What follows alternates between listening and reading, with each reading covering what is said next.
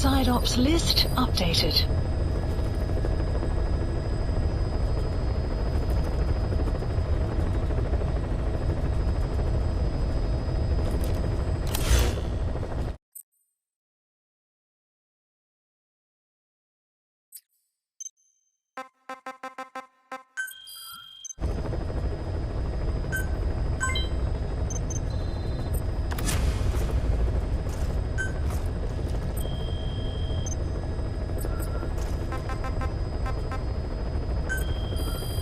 Please select a mission.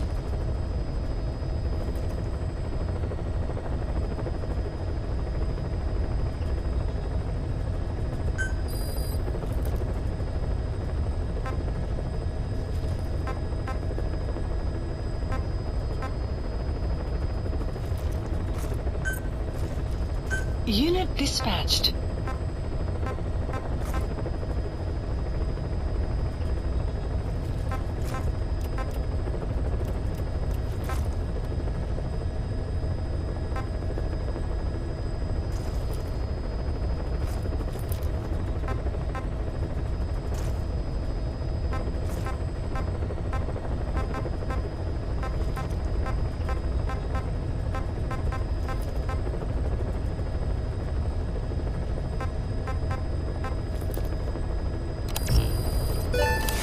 Unit function added.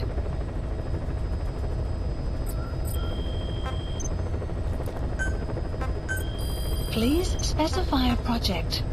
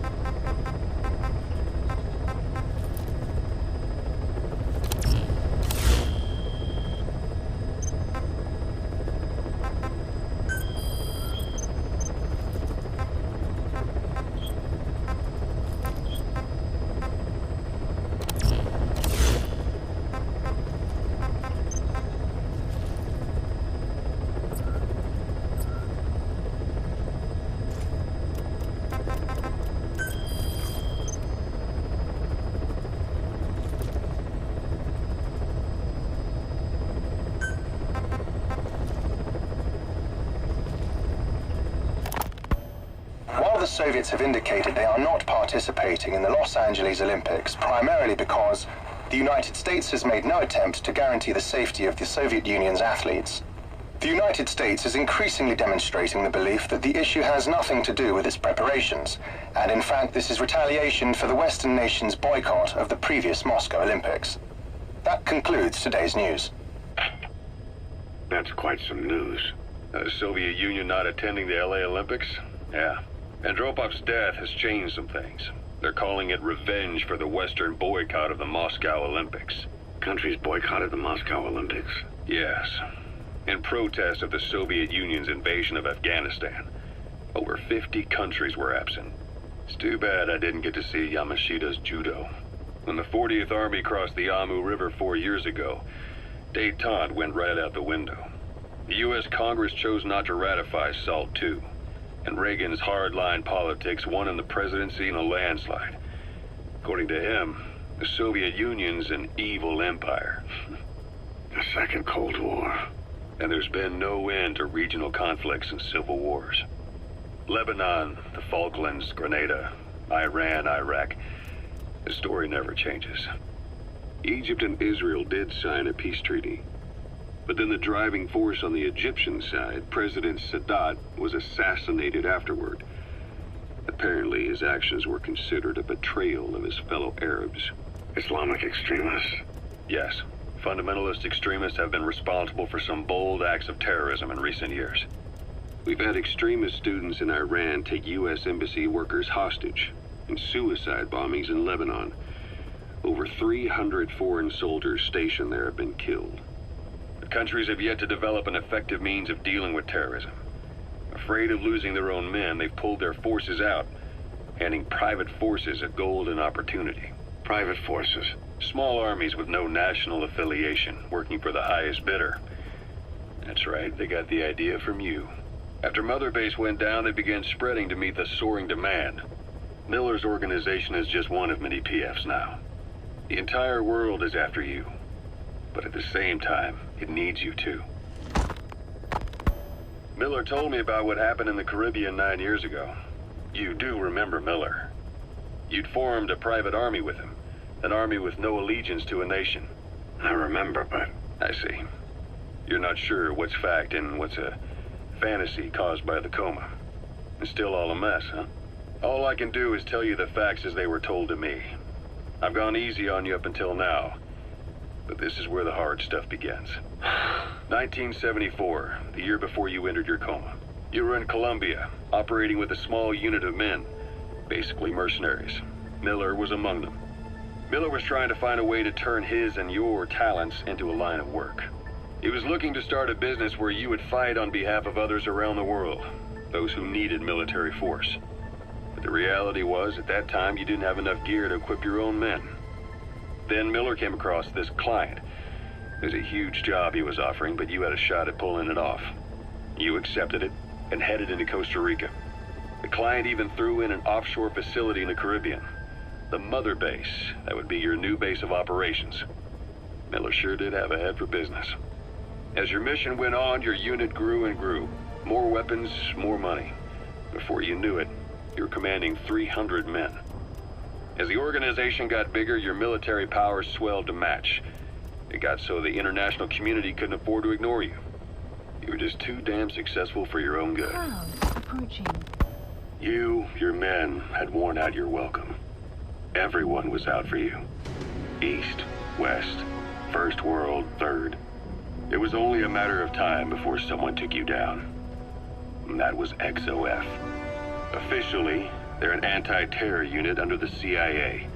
In reality, they're Cypher's private strike force. They lured you to Cuba using Chico, the Nicaraguan revolutionary kid, and Paz, a mole who worked for Cypher as bait. While you were gone, XOF, posing as a nuclear inspection team, stormed Mother Base. At the same time, C4 they placed on the strut legs went off. The whole thing went down in minutes. XOF. Kisses and hugs followed by a big FU. All because of Miller's blind spot. A back door into Mother Base no one suspected. You remember a certain scientist. Huey was responsible for bringing the inspection team on board, giving the enemy a perfect opportunity to hit you at home. You were returning from Cuba when it happened. Mother Base came damn close to taking you with it into the Caribbean. Those of your men out on assignment returned right away. They refused to believe the wreckage in the water they found was Mother Base. But they checked the coordinates again and again, until reality finally settled in. You were supposed to die that day. That was XOF's primary objective. As far as most folks know, you did. The first doctor to see you wasn't even sure what he was looking at. Before they'd even finished operating, your men moved you to that hospital in Cyprus. It was a woman named Eva who arranged that. Rings a bell, huh? Most men in your condition would have been written off right from the start. But you survived. You went straight down to hell, and they pulled you out. Your eye wide open. Full of venom. The days of Naked Snake are long gone. Welcome back, Venom Snake. This world still needs you. Here, Snake, try this on. A prosthetic arm. Yeah, Miller was calling it the arm that wasn't there. The physiotherapy's going well. Your arm's bulked up enough for it to fit. There. Perfect. A little time with it, and it'll work better than the real thing. What do you think? Huh. I can still feel my real arm. Well, you better get used to this one quick. You have any pain? Every now and then. Where? My fingertips. My left fingertips. Sounds like phantom pain. Your brain still remembers your old hand. Yeah. What about your vision? Can you see okay? Yeah, at the moment. Now, the shrapnel in your skull is pressing on your optic nerve. I'm told any hard impact could have an effect on your visual cortex. Yeah. The doctor mentioned that. Your brain might process visual information incorrectly. In other words, you could have hallucinations. You might see things that aren't there, or not see things as they really are. You experience any of that? I think so. When? Right after I wake up. Colors look faded. Colors, huh? Well, that's not a major concern in and of itself, but it could mean the difference between life and death in the field. You'll need to watch out for that. I will. All right. You should continue your physio. We'll be arriving soon. It's the last chance you'll get.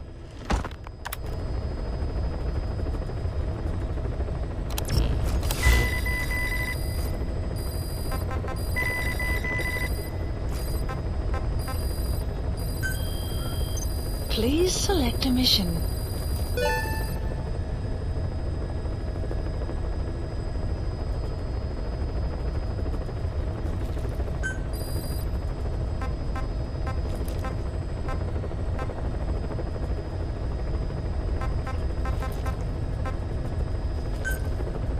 Unit dispatched.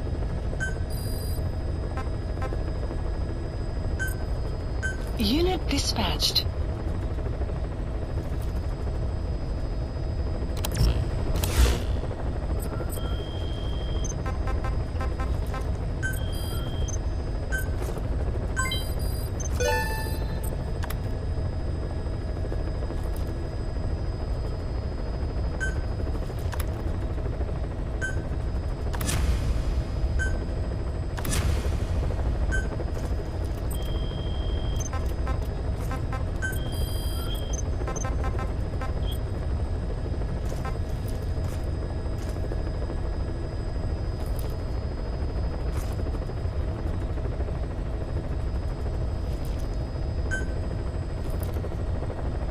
Commencing platform construction.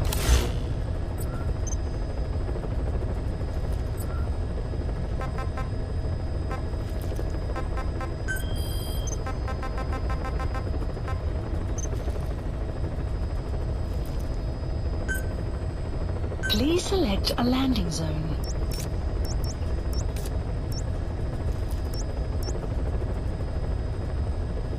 Heading to Mother Base.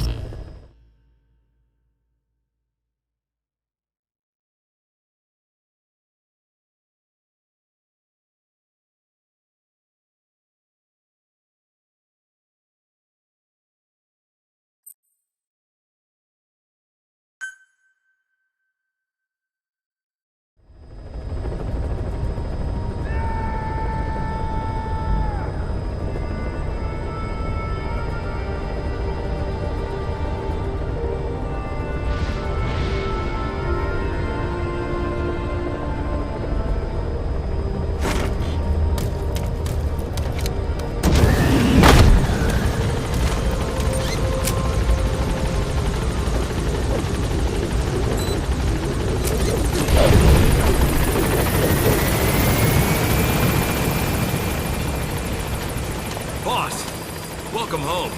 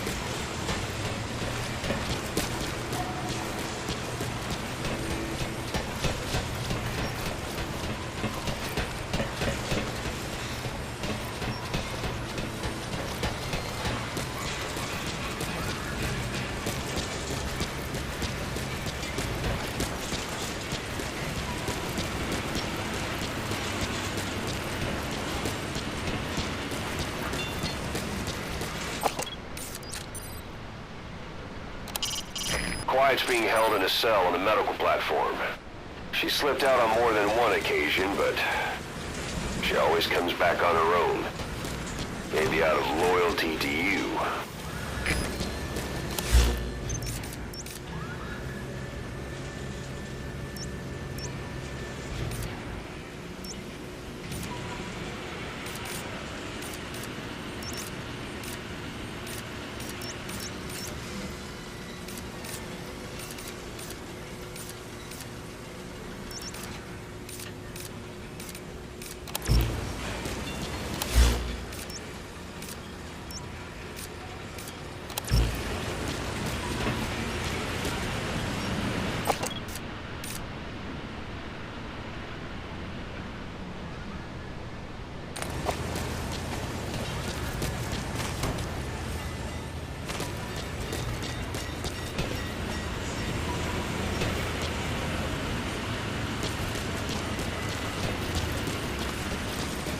Boss, thank you for making me a captain.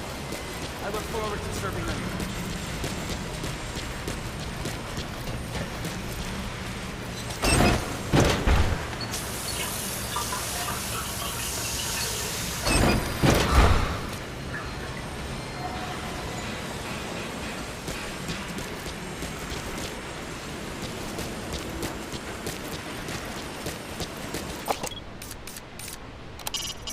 Puppy's training is going well. There'll come a day when he'll be ready to join you on missions. But you know, he gets lonely easily. You should come visit him every once in a while.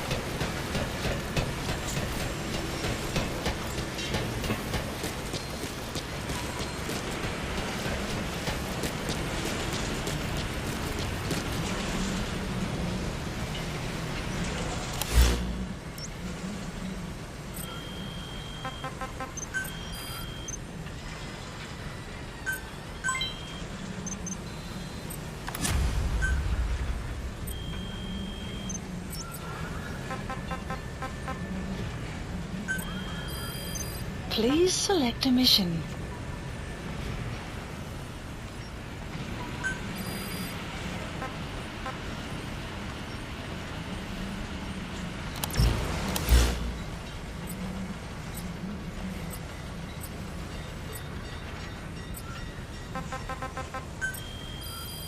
Please select a mission.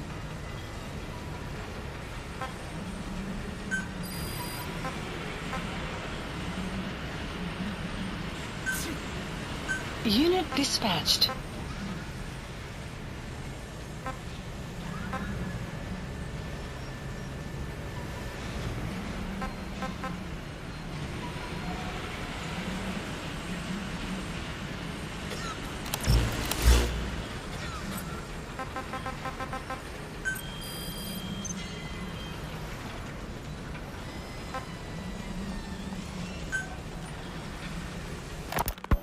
Ocelot, I hear they started calling you Shalashaska in Afghanistan. What's that about? You know the term Sharashka? It's slang for a suspicious, hastily thrown together organization. The word became associated with a type of forced labor facility in the Soviet Gulag system. OKB scientists and engineers who'd been convicted of crimes were sent to a Sharashka for forced R&D. The Sharashkas were supervised by Lavrenti Beria of the NKVD, the secret police, under the official name 4th Special Department. Forced research? That's not very different from what we do here. Diamond Dogs is different. Everyone here believes in you. Regardless of where they came from or why they're here, they revere you. And they're fighting because it was their choice. And if it wasn't, they'd leave? Development Who knows? That's our reality here, whether it's real or not. If there's another truth, I don't want to know it. All that matters is that's the concept that's taken shape in their heads. The traces of a group ideology, our superstructure, to put it in Marxist terms. All right. Go on. Right. So anyway, at some point the enemy started calling me Sharashka. This was after the war in Afghanistan broke out. While I was keeping an eye on you in that hospital, I was also heading up interrogations here. The men I broke gave up their comrades and families, everything they wanted to protect them most. No real cause for it. I just let myself get caught up in the old Russian pride. And suddenly I received the honor of becoming Special Interrogation Advisor to the forced labor camps. But the more men I interrogated, the more people saw me as just that, the interrogator. It helped cover my real objective of keeping you safe. You went that far for me? Far enough to keep you alive. I ended up being pretty well known among the Afghan guerrillas. Some of them would have seen me on the battlefield, and that's how I got the second half of the name. Shashka. It's a sword, a type of saber from the Caucasus. Russian dragoons and Cossacks carried them into battle. Now, the Russian Empire had a general by the name of Fyodor Arturovich Keller. His bravery earned him the nickname Russia's Greatest Shashka. Someone must have known about that, because somewhere along the line, Shashka got stuck on the end of Sharashka. The guerrillas were using the name amongst themselves, and by the time I got to hearing about it, pronunciation had wound up as Shalashashka. So, half Gulag, half Hero Sword. Is a perfect fit. But you see how rumors and ideas about people can get out of hand fast. Once you create a character and put it out there in public mind, it warps and twists with every baseless rumor.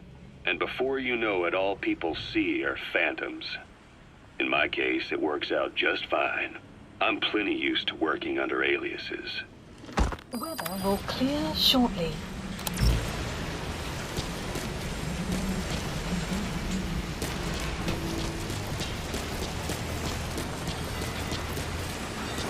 Train with me, boss.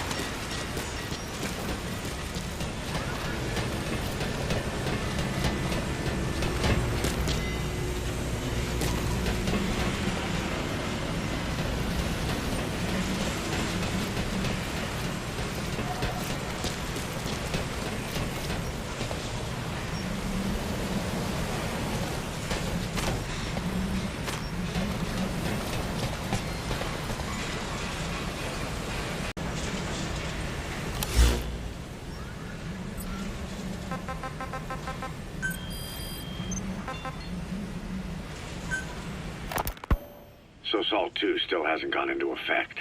That treaty was drawn up to limit not just the size of the U.S. and Soviet Union's nuclear arsenals, but also their delivery systems. The whole deal.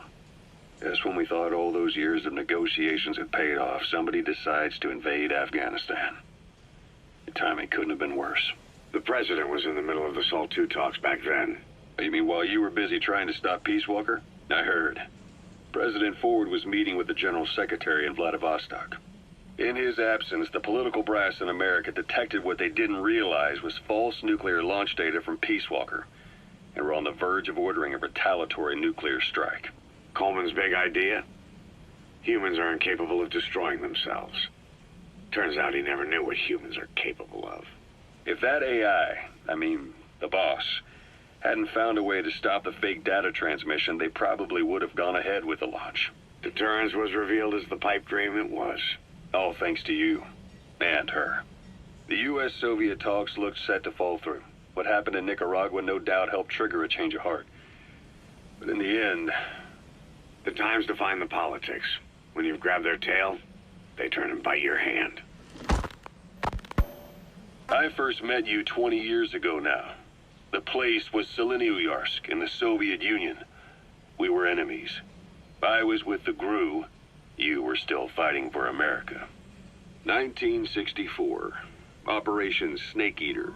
Its objective? The assassination of the legendary soldier known as the Boss. When you returned home successful, they awarded you the title Big Boss. Your CO, Zero, sought to carry on the Boss's will by covertly establishing his own organization. You knew the original members from Operation Snake Eater. From America, there was David O, or as he was to you, Major Zero. Donald Anderson, aka Sigint, Dr. Clark, who went by paramedic during the operation, and the fourth, you. From China, there was Eva, and me, Ocelot, from the Soviet Union. 6 in total. To us, government notions of friend and foe were meaningless. As were East and West, we joined forces by our will alone. Our objective was to fulfill the Boss's dying wish, to make the world one. And to do it, Zero used the Philosopher's Legacy, the secret war fund you obtained during Operation Snake Eater. This organization would go on to become Cypher. I, on the other hand, was left with the problem. You only recovered half of the legacy. I had to locate the other half myself. When I found the funds, I passed them on to Zero, just as you wanted. I still trusted him in those days. We thought what he was doing was the Boss's will, until he started that one project.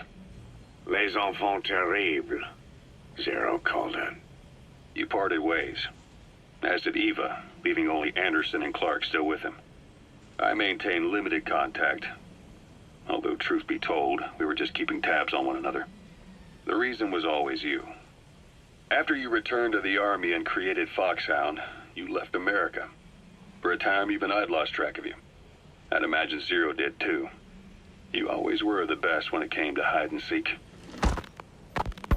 Zero created Cypher, an information network to tap into every corner of the globe. Woven together, Cypher's arteries make the world just one big organism, and that's not all. It also monitors the thorn in Zero's side. That's you, tracking your coordinates wherever you might go. The further you strayed from your roots, the larger Zero became.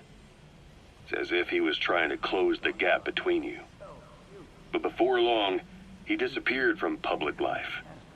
Only a few people had direct contact with him. For a time, I was one of them.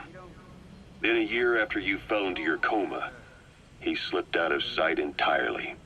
Since then, nothing.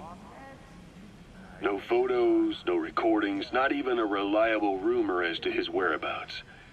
I tried every method I could think of, but Zero was gone. Freed of his control, his creation, his power continued to grow. Cypher is a great beast, and Zero was its spine. But even without him, it's endured, evolved. But now its body is rotting, riddled with parasites. Parasites like the ones who attacked you 9 years ago in the Caribbean, and then at the hospital. Cypher's Black Ops Unit, XOF. They learned where you were, and came to wipe the slate clean.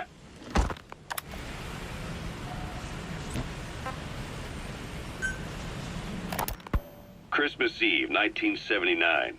The Soviet Union rolled into Afghanistan. Muslims had revolted against the Soviet-friendly regime established the year before. The DRA forces could no longer contain it themselves, so the Soviets went in to intervene. The Afghan government was powerless and fraught with infighting. They lost the hearts and minds of the people, and that alarmed the Soviet leadership. With the Islamic Revolution happening in Iran, the Soviets felt they had to act fast or risk the spread of Islamic revivalism. A superpower, sending a motorized rifle division against men on horseback with antique rifles. Everyone thought it'd be over in an instant. Only it wasn't. Some Muslims made their fight a jihad, a holy war, and began a guerrilla campaign on all fronts. A war of attrition. These fighters call themselves Mujahideen. They're being supported by the West through Pakistan. That's why Miller was involved. He was training them near the Zero Line, sponsored by the CIA. The war has become a nightmare for the Soviet troops stationed here. They thought they'd be headed home in 6 months at the most. Then a year passed. 2 years. Now here we are 4 years on with no exit in sight. Afghanistan has become the Soviet Union's Vietnam. The Soviet troops on the ground want to go home, but at least they have homes to go back to. The Afghans have lost theirs. The Soviets destroy the kishlaks, villages, wherever they can. They burn down homes and fields, fill in wells, turn pastures into minefields. It's created a mass of refugees who fled to Pakistan. If the Mujahideen are fish swimming around the villages, the Soviets will go so far as to dry out their ocean. But this has had a big price. There's bitter resentment among the Afghans, and they're taking out their anger on the soldiers on the front lines. Among the Mujahideen are the Pashtun people. They're fiercely devoted to their code of Badal, or revenge. Soviets they've captured have had their hands, feet, and noses cut off before being left to die at the side of the road, just to show their comrades what they're capable of. Friendlies who come across them can do nothing but put them out of their misery. Then they burn down another village in retaliation. And the cycle of vengeance goes on.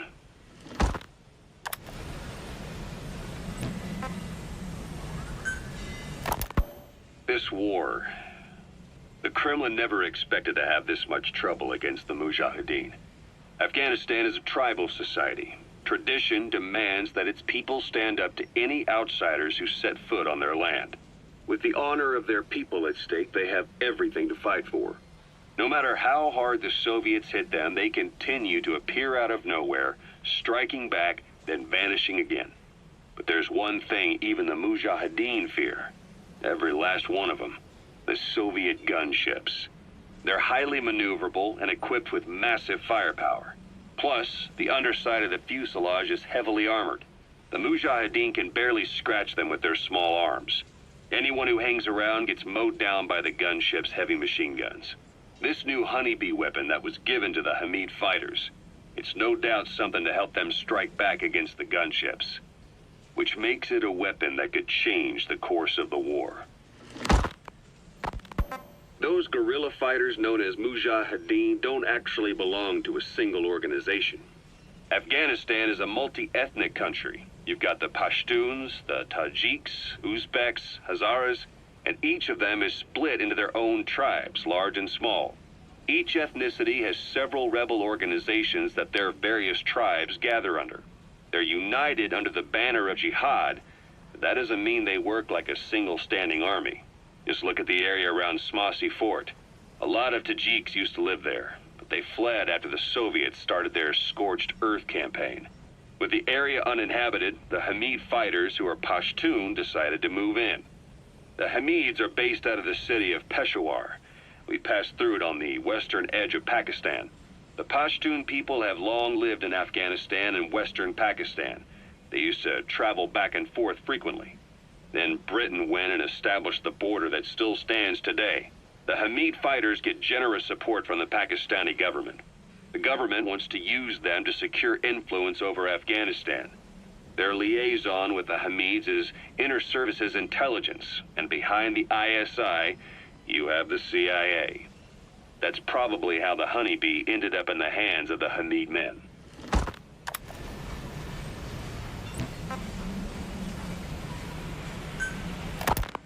I had the R&D team analyze the honeybee. How? The CIA wanted it with everything intact. They took it apart to look at it. Then they put it back together. Everything intact. That's the R&D boys, all right. Turns out the honeybee's homing capabilities are a cut above previous manpads. It can detect a broad range of infrared wavelengths, and even ultraviolet for supplementary guidance. Hence the name, huh? Right. Honeybees rely on UV light to fly. With this device, flares don't do the target any good. That's why the Soviets are losing so many gunships. and why the CIA was so desperate to get it back. It wasn't just about preventing the Soviets from devising countermeasures. What if the likes of Iran got their hands on it? American aircraft would be put at risk too. We can use this tech to develop our own portable missile. That'll give us a huge advantage. It'll take a little time before the analysis results can be applied to actual implementation. But we'll keep moving with the research.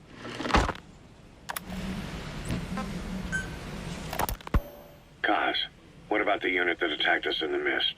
You knew something about them. That wasn't my first run-in with them. It happened right before I was captured by the Soviets. We were on the Zero line that day, the Afghan side, on our way back from training the Mujahideen at a mountain camp in Kunar province. There's a lot of that work in Afghanistan. Most PFs shy away from it because it draws too much attention. But for us, that was the whole point. The job itself went great. We just had to make it back to a tribal area in Pakistan. But all of a sudden, visibility got real bad. It was no sandstorm. Our point man gave this strange report. He said he could see skulls in the mist. Skulls? The next moment, he went silent. We scrambled into formation, right before his arms and legs came raining down on us. It was always supposed to be a dangerous mission, so I had Diamond Dog's very best with me. We were calling out to each other. But one by one, the voices just went dead. Whatever happened to me, I lost consciousness before I knew it. When I came to, I was in a Soviet camp, tied to an interrogation chair. Could they be some new Spetsnaz unit? No. The ones that interrogated me were just the average rank and file. Whatever group attacked us, the way they moved was just insane. And that mist, appearing out of nowhere. The Soviets don't have tech like that. If they did, Ocelot would have heard about it. I doubt the West does either. Otherwise, the folks at Langley would be sleeping a lot easier. Why'd they come after you? Wish I knew. I'm the only one who survived. Though I don't think they planned it that way. If I was their target, they wouldn't have just handed me over to the 40th Army. Whatever the case, we need to watch our step until we know who they really are. And boss, if you ever do run into them again, don't try to take them on. You just get the hell out of there. When I first started dealing with Zero, with Cypher, it was a somewhat parasitic relationship, though a mutually beneficial one. Cypher had no army of their own, so they wanted us. They wanted our strength. They approached me as a potential business partner. But they had other motives. Cypher coaxed us into Central America, into that US-Soviet proxy war, to fuel Mother Base's growth. Once we were big enough, they'd force us to join them. That was the plan. That's why they had Paz, still Zeke. Right. And if we refused, she would use Zeke to fire a nuke from Mother Base. The world would consider us a liability, and countries would unite to destroy us. We stopped the launch. And yet they still took us down, through that fake inspection they orchestrated to cover up their sabotage. That power Cypher wanted. We don't have it anymore. So why are they still after you? Is it just the fear of leaving you alive? I don't know. Was Zero really... All I know is the man I knew wouldn't want this. What do you mean? We have to consider that it might not be Zero we're dealing with. We know virtually nothing about Cypher anymore. How big they've gotten, what they want, or even who they really are. The new Mother Base started out as a test drilling rig operated by a mineral resources supplier, but their project fell through. The Seychelles government was happy to hand the place over to us. It was just scrap on stilts. So with a few dummy construction companies set up as fronts, we started renovating the half-finished rig. From the outside, it looked like the project was back on rails. Kaz, you... What? I see what you're doing. Recreating the Mother Base we had 9 years ago. Only this time. That's right. The Mother Base Cypher thought they destroyed will return from the grave to kill them. We'll prove to the world that we were the victors. And if we lose again? They can't fool us the same way twice. Now our enemies are in plain sight. And when our organization gets too big, we split it across companies. Any company that draws attention gets liquidated, and its capital is back-channeled into a new company. Most PFs are small-time operations anyway. And in this business, the minnows go bankrupt all the time. We've never aroused suspicion. Plus, we have Hewick. Hewick? Human Exploitation Company. It's a business specializing in intel gathering. Think of it as a civilian intelligence agency. Cause that's... Remember what they were trying to accomplish at the prison facility in Cuba? That gave me the idea. We dispatch moles into conflict zones around the world, and each sets up an intel network on site. Then they stay in place to give us stable points of contact when other nations intervene in the conflicts. Hewick's strength is that it has a cutout at each level. You get your job from one guy, then you hand it off to another. No one has direct access. It's a perfect black box. Hewick members also work their way into the superpowers intelligence agencies to make sure Diamond Dogs gets work. We have those countries by the balls. That's our deterrent when we need it. networking. In the intelligence community? Sure, that's how we've grown this far. And when you go out on missions, intel from Hewick will be there to back you up. But despite all that, Cypher has its eyes on us. The only reason I'm not dead is that they needed to know where you were. Figured if you woke up, I'd go straight to you. That's why you made that ruckus at the Zero Line. Yeah, to make their own surveillance work against them. I think it took some of the heat off Cyprus. Kaz. Then I just had to wait for you to save me. And I've gotten used to waiting. Kaz. That's not all. It was a good chance to scout the market. And with the West wanting the Soviets out of Afghanistan, their agencies are bursting at the seams with funding. Boss, let's start by building up our Afghan presence. Why put Mother Base in the Seychelles? We're at the center of the world here. We're all the way out in the Indian Ocean. Come on. Lebanon, Sri Lanka, East Timor, and Africa. From here, our reach extends to conflict zones the world over, including Afghanistan, of course.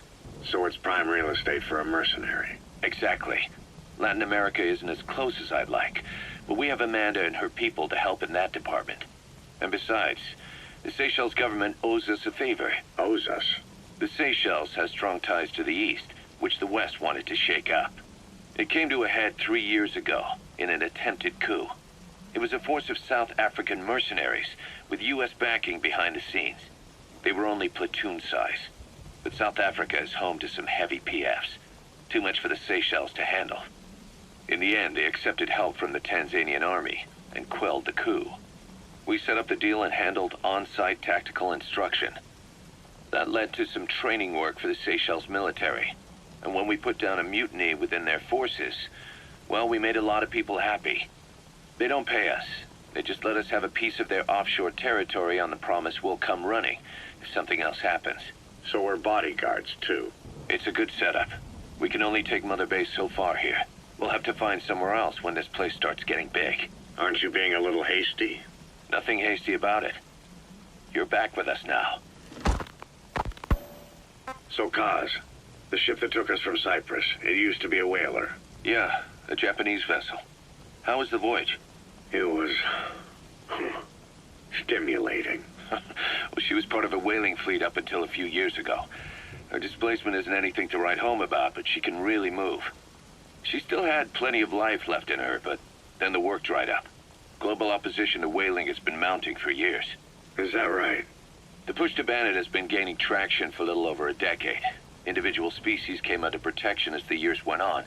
And then 2 years ago, the IWC adopted a moratorium on commercial whaling.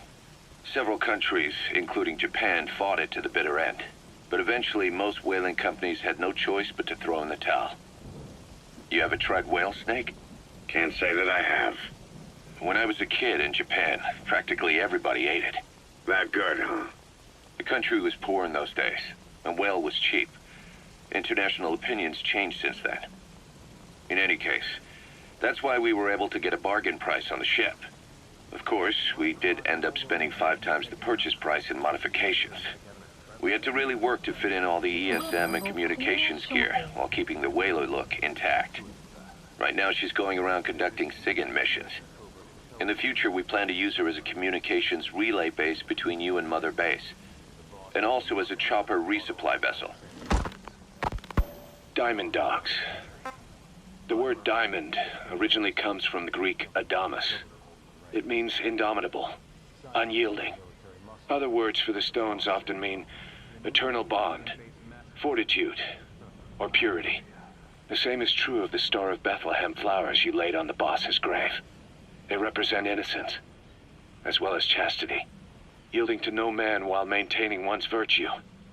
In other words, staying loyal to something.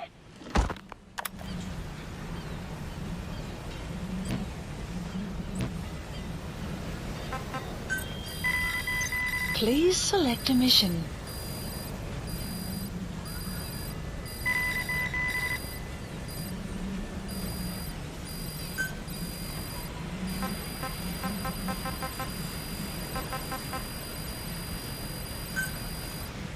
Unit dispatched.